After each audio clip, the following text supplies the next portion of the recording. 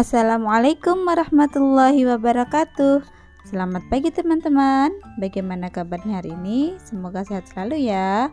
Alhamdulillah, hari ini berjumpa lagi dengan Ustazah dalam pelajaran tematik tema 2 tentang udara bersih bagi kesehatan. Oke, hari ini kita akan membahas tentang mencari informasi penting dari teks. Nah, sebelum kita belajar hari ini, kita awali dulu dengan membaca basmalah bersama-sama ya. Bismillahirrahmanirrahim. Sebelumnya kita cari tahu ya, apa sih informasi itu? Nah, informasi adalah sekumpulan fakta yang menggambarkan sebuah peristiwa atau kejadian tertentu. Oleh karena itu, manfaat dari informasi yaitu untuk memahami atau mengetahui suatu hal. Cara memperoleh informasi dari teks. Ada 3 cara ya teman-teman, yaitu yang pertama, membaca judul teks. Kedua, membaca teks dengan cermat untuk mengetahui isi teks. Dan yang ketiga adalah membuat daftar pertanyaan untuk setiap paragraf sehingga memudahkan dalam memperoleh informasi dari teks.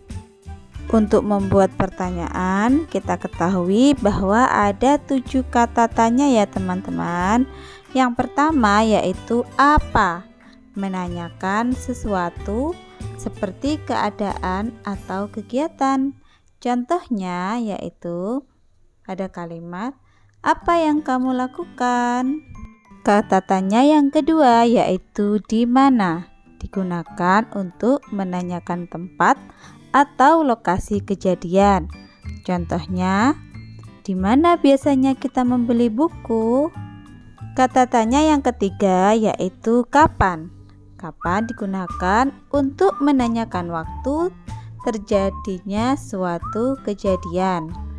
Contohnya, kapan kita harus menghemat air? Selanjutnya yang nomor 4 yaitu kata tanya siapa. Kata tanya siapa ini digunakan untuk menanyakan pelaku suatu kejadian. Contohnya, siapa yang harus menjaga kesehatan tubuh? Kemudian yang kelima yaitu kata tanya mengapa. Digunakan untuk menanyakan penyebab atau alasan terjadinya suatu peristiwa. Contohnya, mengapa menjaga kesehatan tubuh itu penting? Tanya yang keenam adalah bagaimana, yaitu digunakan untuk menanyakan cara, keadaan, atau proses peristiwa dapat terjadi. Contohnya pada kalimat, bagaimana cara menghemat energi? Dan kata tanya yang terakhir atau yang ketujuh yaitu berapa. Digunakan untuk menanyakan banyak atau jumlah benda. Contoh, berapa kali seharusnya kita makan dalam sehari? Setelah kita mengetahui beberapa kalimat tanya, selanjutnya kita menyajikan informasi penting dari teks dengan peta pikiran. Bagaimana cara menyajikannya? Yaitu dengan adanya peta pikiran tadi ya. Nah, peta pikiran adalah sebuah diagram yang digunakan untuk menyajikan informasi yang diperoleh dari teks. Nah, kita sudah tahu tadi kata tanyanya yaitu ada apa, di mana, kapan, siapa, mengapa, bagaimana, dan berapa. Nah, kita perhatikan ya peta pikiran yang ada di sebelah kanan itu.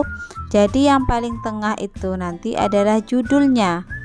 Jadi judul tersebut kita keluarkan sebagai panah-panah itu.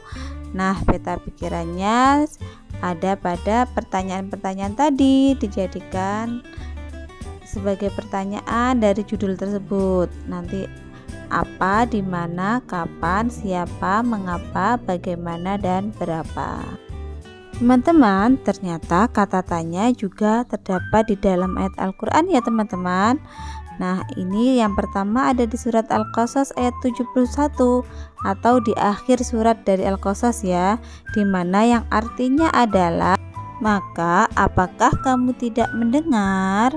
Selanjutnya kata tanya juga terdapat di akhir dari surat Al-Mursalat yaitu ayat 50 ya, yang artinya maka kepada ajaran apakah selain Al-Quran ini mereka akan beriman?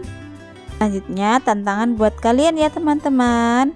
Yang pertama yaitu kerjakan buku tematik tema 2 halaman 3, 16, 17, 18, dan 24. Dan tantangan yang kedua yaitu buatlah mind mapping dari sistem pernafasan pada manusia. Selamat mengerjakan, jangan tunda-tunda ya. Ustazah beri waktu 1 minggu untuk mengerjakannya. Oke teman-teman, demikian pembelajaran untuk hari ini. Semoga bermanfaat untuk kita semua ya. Ustazah akhiri dulu. Assalamualaikum warahmatullahi wabarakatuh.